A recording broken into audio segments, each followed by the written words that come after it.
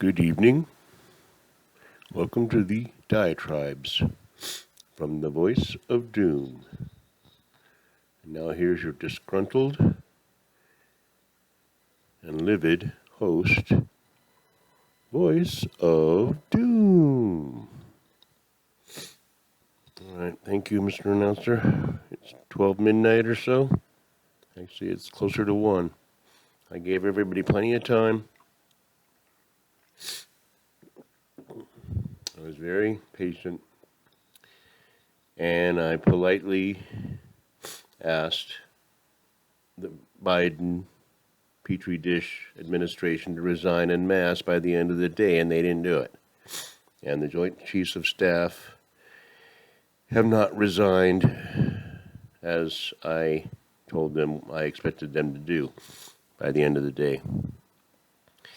And I'm in a pretty bad mood, and I said I was going to get angry if they didn't get out.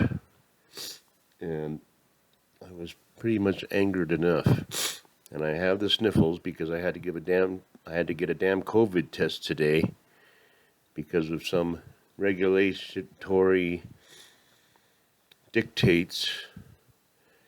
And the first one where there was an error. So I had to do it twice, and that's 4 times a stick going up my nose, which my nose hates that. My nose hates foreign objects going up it. I have hay fever, and I have a lot of allergies, most of which I've learned to live with, but this one just got me kind of feeling crappy. Drippy nose, sniffling and sneezing, and dripping. I'm not going to let that stop me, because if I let a little thing like that stop me, then I have no business doing what I have to do. So the anger has been expelled. I've exhausted my anger, so now I have to do what I have to do. I gave you fair warning, and I've only done it out of compassion for your karma. But now you haven't heeded my words, and it's 49-point-something% that approve of Petri dish. Right to this day, approve.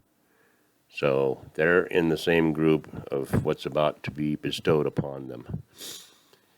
And I'm not going to do anything that would jeopardize my own integrity and my own character, and I want my kids to think of me as a lunatic that did something really awful, and that would accomplish nothing. So I'm going to do the following, and I'm going to have to curse you.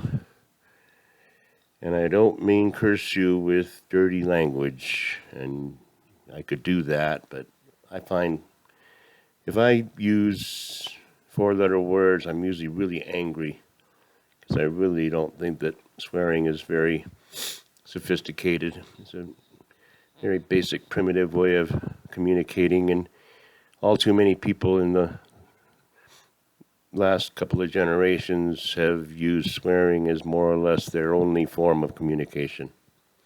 I find it it's not interested in people that talk like that, because I know they're not going to be articulate or have anything interesting to say. Mostly it's going to be about sexual exploits. Another thing I'm not too into talking about.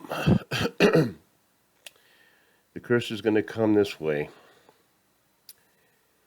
I am afraid that you're going to be cursed to be reborn in the hell of incessant suffering for millions of lifetimes. And you're going to be born in the same kind of circumstances that these Afghani kids find themselves in right now.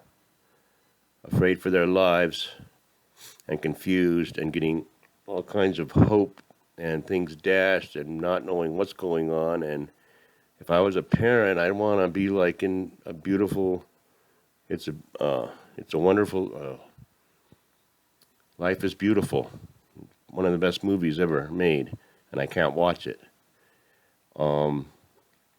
Try to make the best of it, you know. Who wants to terrify their own kids? And yet when the parents are terrified, the kids are going to be terrified. So I can only imagine how hard it would be to have a 5 or 6 year old and be running through the streets of Afghanistan. So the curse is going to be final. It goes for everybody. The entire Petri dish administration and all their ilk and all their evil adherents and apparatchiks, Joint Chiefs of Staff, and everyone involved in any decision made, and the supporters. And now it has to go down to the rank and file because I didn't really want to get them involved because they're just partisan idiots. They don't know anything. It's like hitting a dog 4 days after they pooped. It doesn't, but now, no. They say they still approve of Biden or whatever that thing is. And so they're going to have to suffer under the same curse. Millions of lifetimes born in the same circumstances over and over again. Born in a war-torn country. And it might go fast because, a million lifetimes and you're born in Afghanistan during the worst of the worst, you'll probably go through 10 or 20 lifetimes in, 50 years. But that's the curse. I hate to have to do it to you. I felt kind of sorry that maybe you might redeem yourself, but you didn't. I gave you time. Shouldn't take long. You could have had your desk packed very quickly, but you didn't do it. So that's that. I don't like having to do that. I'm not going to get as angry because I am exhausted from anger. All I know is I was looking at a few things and I saw one man who married an Afghani girl, very beautiful, and have a beautiful kid, about 3, it looks like. And he's stuck in Kabul, and he told about how he was trying to get to these checkpoints, and it was a nightmare, and there's like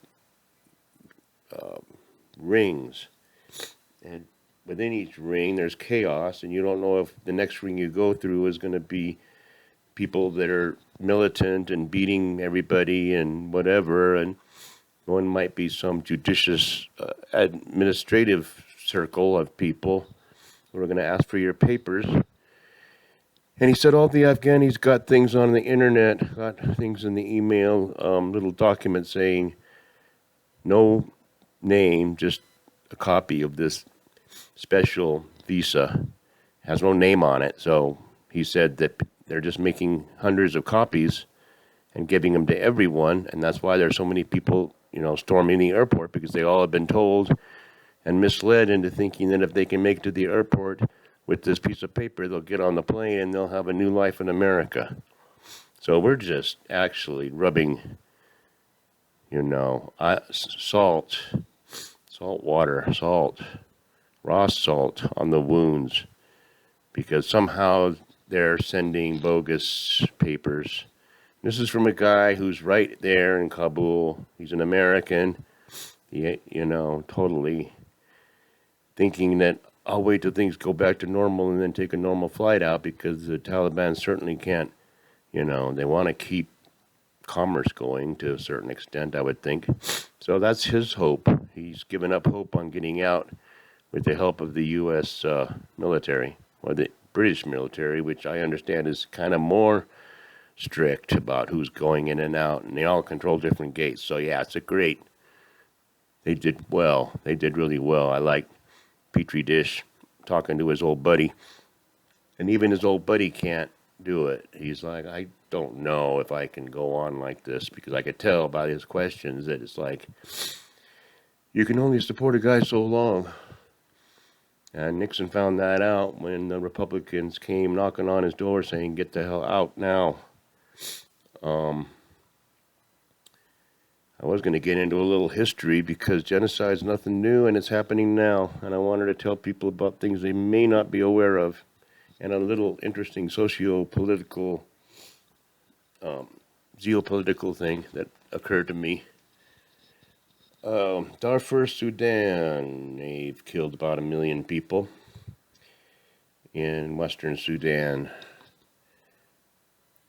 the Uyghurs in China, Muslim, living in the pretty much northwestern section of China, and being summarily killed through either starvation or slavery or what have you, however they do it. They do it very subtle, so it's not obvious. It's not like Cambodia. Just stack the skulls. Rohingya in Myanmar, which I think used to be Burma or something like that. Horrible country, always has been pretty much. Killing, and it occurred to me that most of these genocides that are happening right now are against Muslims, which is interesting because now we have, and here comes the geopolitical stuff, we have the Chinese that are slavering, drooling over the possibility of taking Afghanistan's natural resources. And I don't think they're going to be stupid enough to do what we did or what the Soviet Union did. They're going to go, we can get their stuff by, some bright, shiny objects in front of their face. Now, they're going to have an alliance with a Muslim, Islamic, radically Orthodox Islamic whatever they want to call themselves, country, I don't know what. They got to ally themselves with these guys. Now, they're going to have to end their genocide of the Uyghurs. And I think that if they were smart, they would do that. And if we find out that they are doing that, I'd be scared. I don't want to see people dying. I don't care what their religion is. But if the Chinese had a change of heart about the Uyghurs, then I would think that what they're thinking is we can win these people over slowly and take everything. Myanmar, Southeast Asia, pretty much Indonesia, Malaysia, of course Afghanistan. They may not take it over right away as far as, your Chinese people now. They'll do it, very subtle like they did with Hong Kong. They wait a while and then slowly start cracking down until suddenly the frog has been cooked. And Taiwan is probably not sleeping well as a country right now, I would have to think.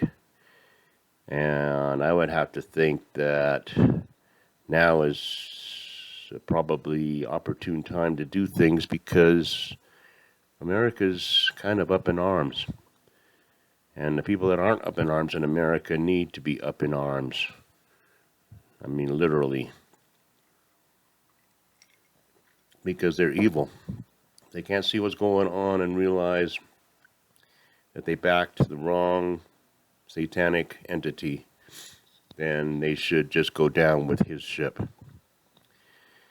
So, see, I'm not even that, I'm not screaming, I'm not swearing. I will repeat the curse. All of you people involved, including your acolytes and advocates, even in the media, you're all doomed to the hell of incessant suffering for millions of lifetimes. You'll be born in the same circumstances that these Afghani kids are in right now, this 5-year-old. The kid being thrown over the razor wire and hope that they don't gash his, skin up while he's being thrown over the fence at anybody who might catch him. So I'm not going to get angry again. I said what I said. I think I was very effective. If I was anywhere near the orbit of Petri dish, I would atone immediately. Whether you go to a monastery in Nepal or have a vow of silence and feed the poor in Africa, do something because your karma is really, really going to be bad.